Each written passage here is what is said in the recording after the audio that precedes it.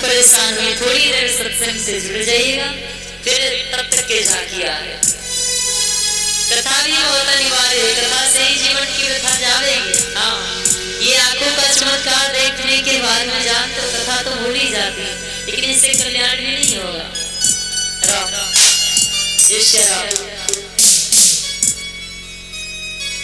बाबा कहते हैं कि आकाश से बिजली मानो तड़की। व्यास जी से बात वार्तालाप करना प्रारंभ की तो गर्भ ने एक वचन भरवाया, ए पिताजी, मैं जन्म तो ले लूंगा, लेकिन जन्म लेते ही मैं गंगा के किनारे चला जाऊंगा, मैं रुकूंगा नहीं।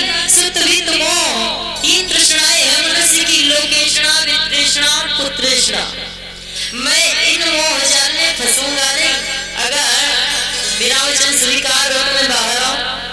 व्यास ने अपनी पत्नी को निहारा, बड़ा ही विपदा में, बेटा तुम किसी भी प्रकार से गर्भ के बाहर आ जाओ। घनघोर गर्जना हुई, मानो आकाश से बिजली तड़की, और जब ही श्री सुखदेव जी महाराज का जन्म हुआ, समस्त देवता पुष्पों की बरसात करने लगे। प्रेम से सुखदेव जी महाराज की। सुखदेव जी महाराज वहीं पहुंचे जहां पर परीक्षित गंगा के किनारे बैठे थे। सुखदेव जी अब मन का संदेह जब दूर हुआ तो राजा परीक्षित ने चरणों में दंडवत प्रणाम किया। हे गुरुदेव, आपको देख करके, इस बाल स्वरूप को देख करके मेरे मन में एक संदेह था कि इतने बड़े बड़े संत बैठे हैं, सब नतमस्तक हो रहे हैं, एक छोटे से बालक को साधु के रूप में देख रहे हैं, कुछ कारण होगा। लेकिन आपके जन्म की चर्चा सुनने के बाद में मुझे ऐसा आभास होता है कि साक्षात मुझे तारणहार परमपिता परमात्मा मिल गया। सुखदेव जी महाराज बैठे, राजा परीक्षित को अनेक प्रकार के सत्संग को सुनाया। अभी कथा में प्रारंभ नहीं हुआ। श्री सुखदेव जी महाराज ने कहा विलंब हो रहा है और ऐसा किया जाए, राजा परीक्षित गंगा की परिक्रमा करना प्रारंभ करो। गंगा की 7 परिक्रमाएं लगाने के बाद में श्री सुखदेव जी महाराज राजा परीक्षित को ले जाकर के कुरुक्षेत्र में शुक्रताल के बीचों बीच में एकांत के समय में कथा सुनाई। अब जब राजा परीक्षित बैठे हैं, श्री सुखदेव जी महाराज कथा सुनाना प्रारंभ किए। परीक्षित जी कहते हैं कि एक गुरुदेव, मन की भटकना कैसे शांत हो और किस प्रकार से परमात्मा को खोजा जाए ताकि परमात्मा मुझे अति शीघ्र मिल जाए। सुखदेव जी कहते हैं समर्पण होना चाहिए। व्यक्ति का उद्धार तो एक क्षण में हो सकता है, लेकिन इस प्रकार से बन के भक्त को देखे, भक्ति करने जाते हैं, मन में कुछ और चल रहा है, दीप जला रहे हैं, हाथ में तो दीपक है, मन कहो तो घर में रखा है, भैया मन तो चंचल है।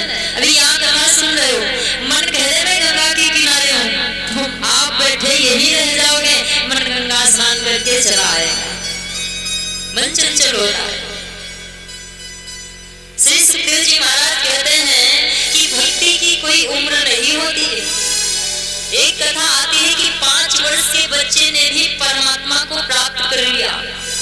और ये राजा परीक्षित, आप मन की व्यथा को हटा करके मन का शुद्धिकरण करने के बाद में सभी एक बार अपने गोविंद की वसा करके कथा का रसपान करो, आपका भी कल्याण होगा, सुनने वाले का भी कल्याण होगा, दोनों का भी कल्याण। राजा परीक्षित कहते हैं 5 वर्ष के बेटे उस नारायण को प्राप्त कर लिया। फिर गोस्वामी बाबा ने ये क्यों लिख दिया कि जन्म जन्म जतन कराही।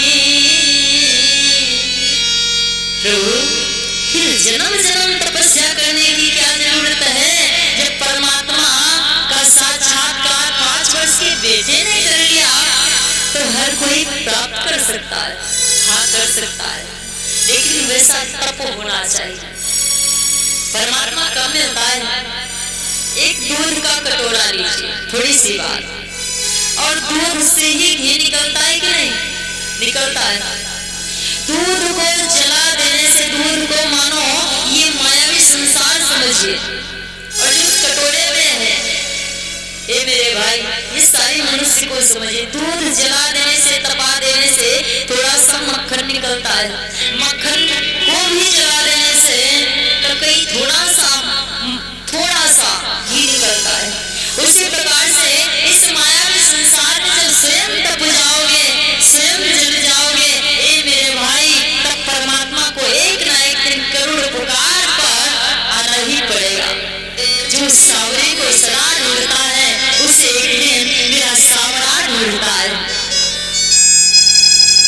उत्तानपाद के राजा थे, बहुत ही श्रेष्ठ राजा थे।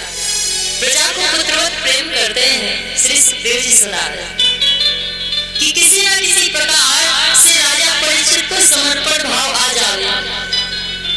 पहली बार जब कथा सुनने बैठते ना तो मन में अनेक प्रकार की शंकाएं प्रकट होती हैं। भैया ये कथा कहाँ से कहाँ थी, ये बहन जी ने क्या बोला, ऐसा भाव आता है, सबके आता है। हम भी जब कथा सुनने के लिए जाते थे तो मेरे भी मन में भाव आया करता कि पंडित जी ने कहाँ से कहाँ तक कथा सुनाई, ये भैया कैसा बाजार है, ये भावनाएं हैं। लेकिन श्री सुखदेव जी का कहते हैं कि उत्तानपाद राजा थे, प्रजा को पुत्रवत प्रेम करते थे। इनकी प्रथम रानी थी सुनीति, बड़ी नीतिवान थी, धर्म श्रेष्ठ थी, पतिव्रता थी। कवि ने लिखा कि उत्तानपाद की प्रथम प्रिया सतियों में देखी जाती थी, वह परम विनीता नीतिवती रानी सुनीति कहलाती थी। रानी सुनीति थी और सुनीति का अर्थ ही निकल रहा है नीतिवान, नीति को अपनाना, धर्म को अपनाना, सद्मार्ग को अपनाना। लेकिन एक संतान के लिए दुखी थे, संतान नहीं हुई। पास पड़ोसी के लोग रानी को बुरे बुरे मानो ताने सुनने को मिलते, मुख पर तो कोई नहीं कहता, बड़ा आदमी होता है तो उसके मुख पर कोई भैया कुछ नहीं कहता और पीठ पीछे कहेंगे हाँ जानता हूँ बहुत बड़े आदमी बन रहे, ऐसा कहते हैं। लेकिन बाबा कहते हैं कि रानी ने एक बार मन में विचारा कि मैं क्यों ना अपने स्वामी को बुलाऊं, उनसे निवेदन करूं कि दूसरा विवाह कर दें। दासी को भेजा, महाराज को बुलाया, बड़े ही प्रेम से महाराज को बिठाया।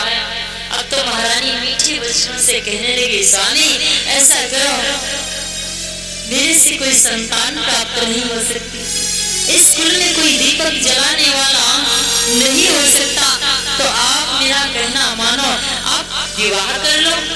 राजा उत्तानपाद हंसने लगे, देवी क्या तुम सच में दिल से कह रही?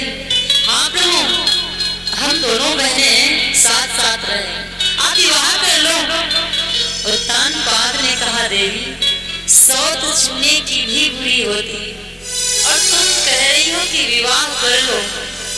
मैं जानता हूँ कि आप नीतिवान हैं, आप हमेशा मेरे चरणों की सेवा करती हैं। एक तो चरण की सेवा करेगी और जो दूसरी आवेगी वो शरीर की सेवा नहीं बल्कि गले दबा देगी। उत्तानपाद कहते हैं कि जिस घर में दो नारी रहती हैं, उस घर दो नाली बहती हैं, दोनों दो तरफ निकलती हैं, एक ही पास नहीं रहती। और तुम कहते हो देव, कवि कहता कि है सौत बुरी लेकिन अच्छी,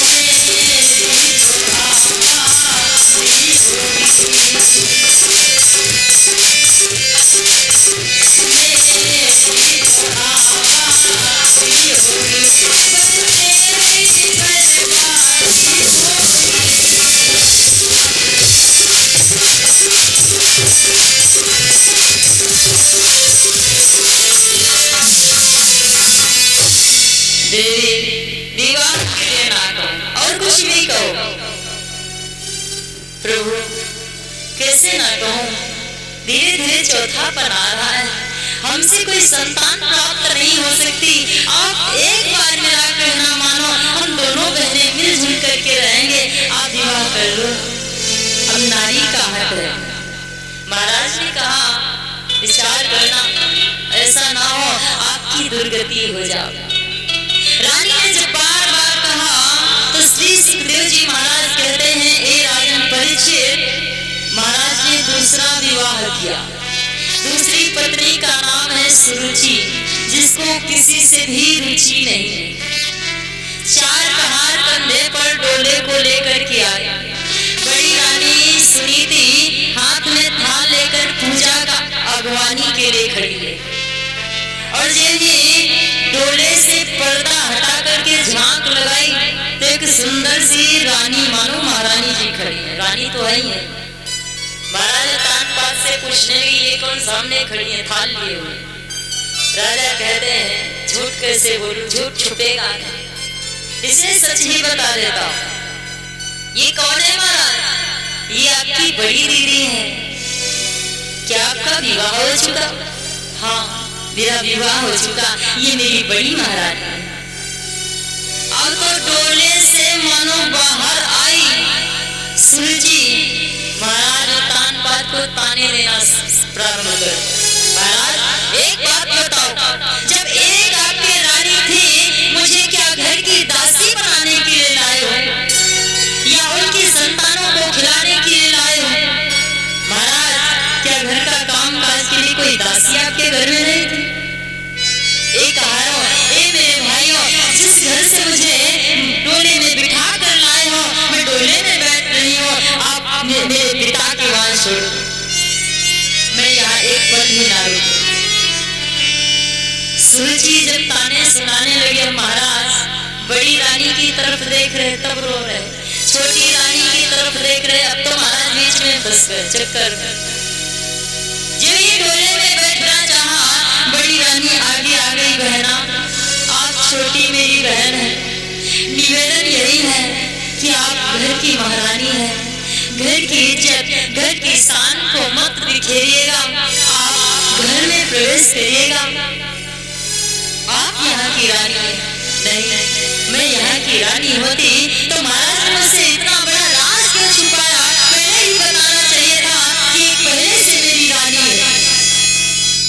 बड़ी रानी कहती है, एक बात कहूं, नारी का धर्म ये नहीं होता है कि पति को के हृदय में दुख पहुंचाओ। और देख अपने पति रो रहे हैं, मन ही मन में ना कुछ कह पा रहे हैं, ना अपनी पीड़ा को दर्शा पा रहे हैं, मन ही मन में घुट रहे हैं। जरा अपने पति की तरफ निहार कर देख। एक बार शादी होने के बाद में अपने भारत की परंपरा है, दूसरी शादी नहीं करना चाहिए। बीच मांग में ही सिंदूर क्यों लगाया जाता है? इसीलिए महिलाओं के बीच मांग में सिंदूर भरा जाता है। एक भाग इधर का, एक भाग इधर का। क्यों? क्योंकि 2 कुलों की मर्यादा होती है नारियां। एक तो मैके का दर्जा दिया गया, एक भाग ससुराल का दिया गया, बीच में मर्यादा की रेखा खींची है सिंदूर की। अब मर्यादा का पालन हम आप माताएं बहनें नारियां ना करें तो उस परमात्मा का कोई दोष है क्या? कोई दोष नहीं। महाराज कहते हैं, देवी आप भी रहो, ये भी रहे, क्यों दरवाजे पर झंझट खड़ा कर रही? प्रभु मैं ना रहूं, पहले आप एक निर्णय लेना पड़ेगा। कौन सा निर्णय? कहो देवी, क्या आप कहना चाहती हैं? बड़ी रानी आगे आई। कहो बहन, क्या आपका निर्णय है? मेरा निर्णय यही है, इस महल में एक ही रानी रहेगी, या तो आप रहोगी या मैं रहूंगी। तो बड़ी रानी महाराज को बोलने नहीं दिया। बड़ी रानी कहती है, अरे बहना आप यहाँ की महारानी बनकर के रहो, बाकी आपका जो निर्णय है आप सुना सकती हो। सुरुचि ने कहा, राजमहल के बड़ी दूर बाहर खेतों में आपकी झोपड़ी डलवाई जाए और 2 सेर जौ का आटा मिलेगा, उसी से तुम अपना जीवन यापन करो। महाराज रोने लगे। फूलों की सैया पर विश्राम करने वाली वो महारानी पत्तों के आसन पर इन खेत खलिहानों में कैसे अपना जीवन यापन करेगी? बड़ी रानी ने कहा, चुप हो जाइए महाराज। प्रभु, मैं अपने पति के सुख के लिए कुछ भी सहने के लिए तैयार हूँ, और फिर मुझे तो प्रसन्नता होगी जब आप बड़ी छोटी बहन के साथ में बड़े सुख समृद्धि से रहेंगे। धन्य हो भारत की महिला। महाराज, आप मेरी झोपड़ी डलवा दीजिएगा, नाथ आदेश करिएगा। आदेश किया महाराज। सुरुचि अंदर चली गई। अब सुनीति बार बार कहती, स्वामी आपके घर को, आपके महल को अब मैं छोड़ के जा रही हूँ। एक बार तो